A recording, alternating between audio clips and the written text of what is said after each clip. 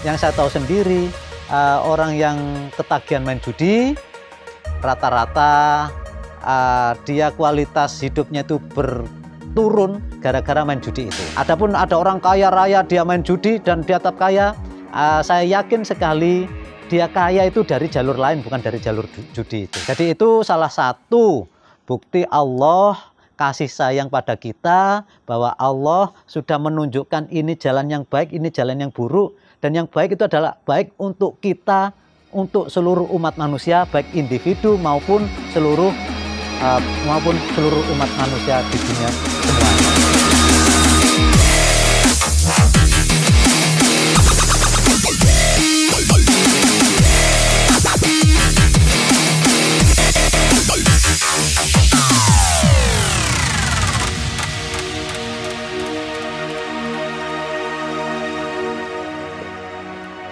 Assalamualaikum warahmatullahi wabarakatuh, sobat. Kemarin saya ditanyai oleh teman saya, Gus, ngapain sih kita dilarang untuk main judi? Orang saya main judi dulu, Gus, pakai duit saya sendiri. Saya nggak ganggu orang, nggak merugikan orang. Ngapain pakai dilarang-larang? Melarang-larang itu kan berarti malah itu yang mengganggu saya, Gus. Saya jadi mau happy main judi nggak boleh. Jadi begini, sobat, Allah itu maha pengasih, maha penyayang kepada kita semuanya. Dan di antara aturan-aturan syariat Allah yang ditentukan untuk kita, itu sebetulnya adalah untuk salah satu bukti kasih sayang Allah kepada kita. Gimana, Gus, maksudnya? Masa kita dilarang-larang itu bukti sebagai kasih sayang Allah pada kita? Jadi begini, coba lihat, Allah itu sudah memberi kebebasan kepada kita. Nggak pernah maksudnya memberi kebebasan begini, kita sudah dikasih aturan harus berbuat seperti ini. Kita melanggar, Allah membiarkan. Sudah dilarang main judi, kita tetap main judi, bukan berarti wah kurang ajar kamu main judi, langsung begitu kan kita main judi langsung dikasih petir, duar, semaput. Tidak, Allah membiarkan. Itu berarti Allah memberi kebebasan pada kita. Itu salah satu bentuk sayangnya Allah pada kita. Tapi Allah juga bukan hanya sayang di dunia. Allah itu memberi aturan, itu adalah memilihkan jalan hidup yang baik untuk kita. Apapun yang dilarang oleh Allah, mohon maaf, apapun yang dilarang oleh Allah, hakikatnya semuanya itu tidak baik untuk kita. Coba,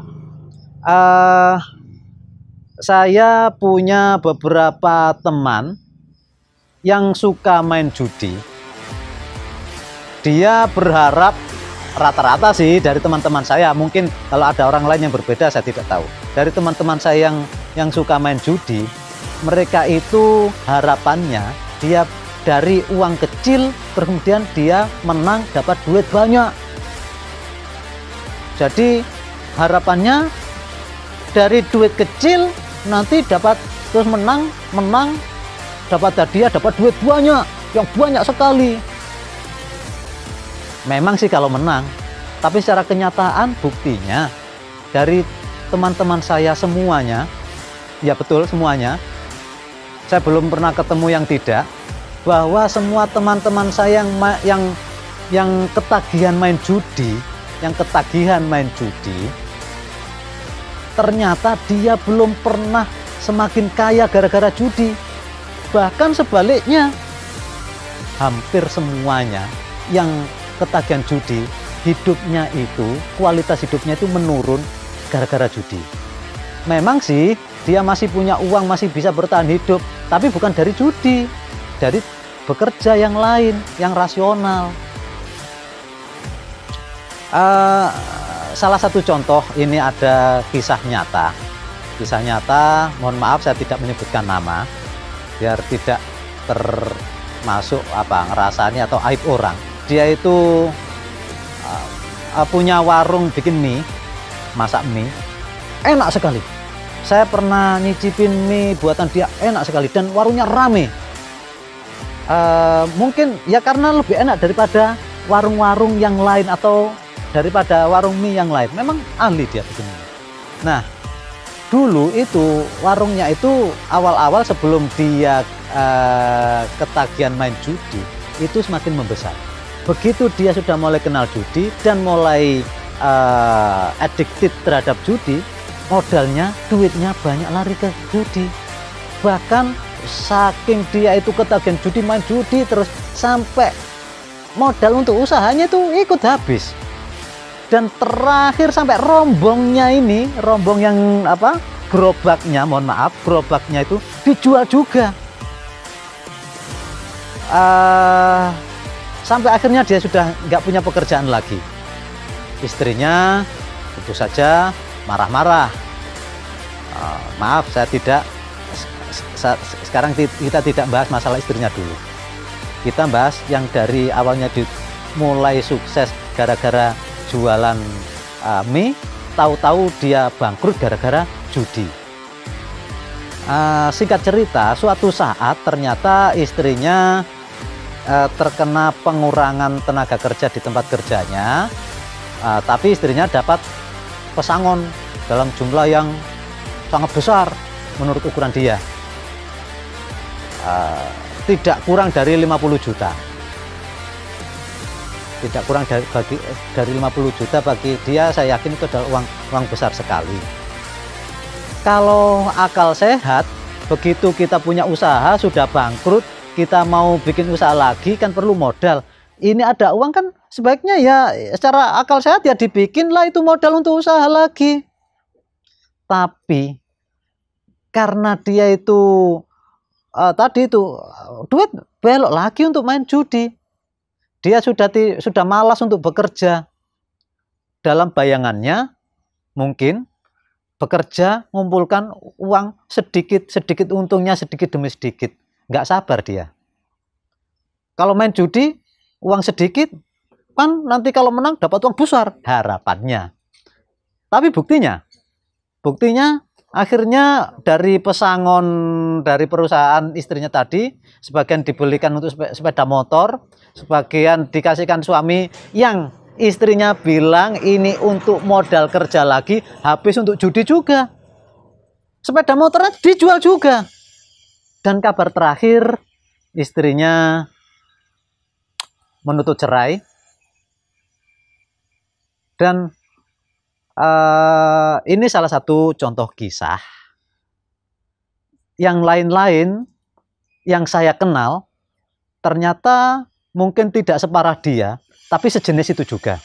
Jadi, secara pengalaman saya mempelajari yang orang-orang yang saya kenal, yang suka main judi, ternyata semuanya belum pernah lebih sukses gara-gara judi, malah secara umum kualitas hidupnya menurun gara-gara judi. Atau semua orang yang saya kenal seperti itu. Mungkin ada yang lain yang tidak seperti itu, mohon maaf saya tidak tahu. Oh ya, ada pertanyaan lagi. Kenapa sih Gus? Itu itu di negara-negara barat itu dibebaskan main judi, bebas ini itu dan sebagainya, toh mereka negaranya tetap maju, orang-orangnya juga kaya-kaya.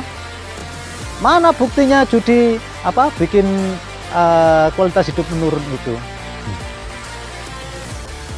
Jadi begini, kalau kita ngomong masalah negara barat, atau Anda bertanya seperti itu, karena Anda tidak paham, tidak tahu bagaimana yang terjadi sebenarnya di sana. Saya kebetulan pernah tinggal di Amerika 5 tahun, dan dalam kehidupan saya di Amerika itu saya selalu aktif dan suka menganalisa banyak hal. Apapun yang saya lihat, saya rasakan, semuanya saya analisa, sehingga saya banyak menyerap informasi hampir segala sisi kehidupannya saya lihat, saya rasakan, saya serap semuanya dan saya analisa. Ternyata hubungannya dengan masalah judi, di Amerika memang tidak ada larangan main judi. Tapi dengan aturan yang sangat ketat. Di Amerika ada tempat-tempat khusus untuk judi, itu hampir semuanya itu jauh dari perkampungan penduduk. Kalau saya dulu tinggal di Philadelphia, ikut negara bagian Pennsylvania, ternyata yang datang ke tempat judi itu mayoritas adalah orang-orang yang sudah pensiun, dia tidak perlu bekerja lagi, nganggur, dapat penghasilan rutin, terus kemudian dia pergi ke tempat judi. Itu bukan berarti biar nanti dapat uang banyak, bukan. Mayoritas orang Amerika datang ke tempat judi, setahu saya yang di daerah saya, itu adalah karena mereka itu ngisi waktu kosong, hiburan, hanya fun. Begitu. Jadi bukan agar nanti menang dapat duit banyak. Kalau menang dapat duit banyak, ya mereka seneng, tentu seneng sih. Tapi nggak menang, nggak dapat duit banyak pun mereka sudah senang, karena memang itu hanya sebagai fun, sebagai hiburan. Jadi ingat, salah satu dosen saya itu, saya yakin nggak tahu dia agamanya apa, mungkin Kristen atau apa, saya tidak paham. Tapi setahu saya dia tidak pernah menjalankan agama apapun. Mungkin juga dia tidak punya agama, saya tidak tahu. Oke, dosen saya bilang ke saya, dosen waktu saya masih kuliah di Amerika, bilang begini, kamu, ke teman-teman mahasiswa semuanya, kamu kalau ingin dapat duit banyak, terus kemudian untuk tujuan dapat duit banyak kamu main judi, maka kamu berarti orang bodoh, you are stupid, katanya begitu. Kita sempat, loh kok bisa begitu?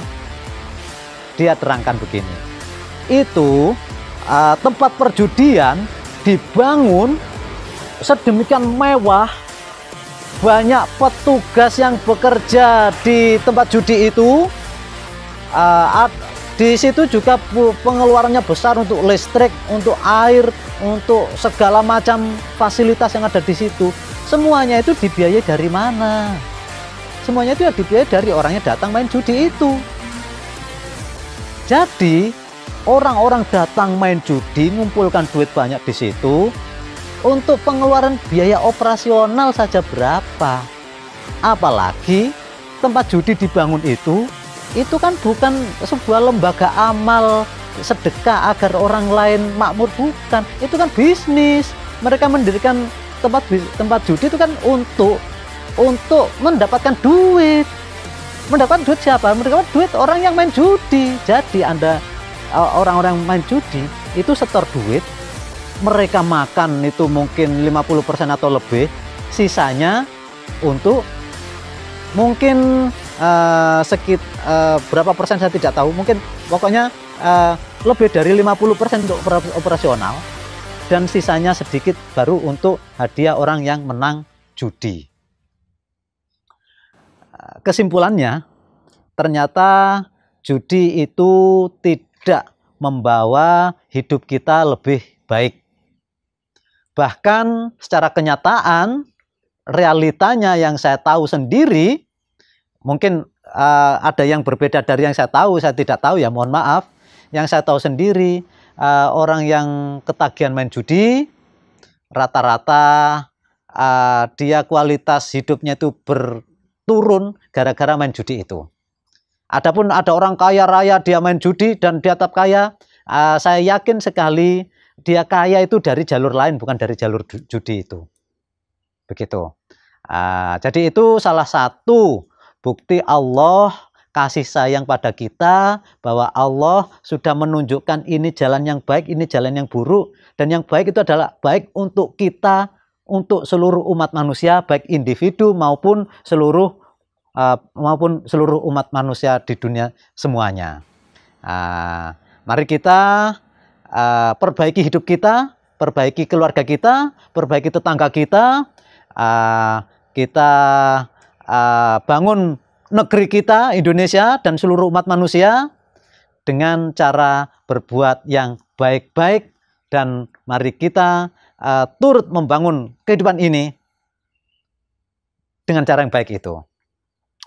Oke, kalau saya ada kesalahan kekurangan, mohon maaf.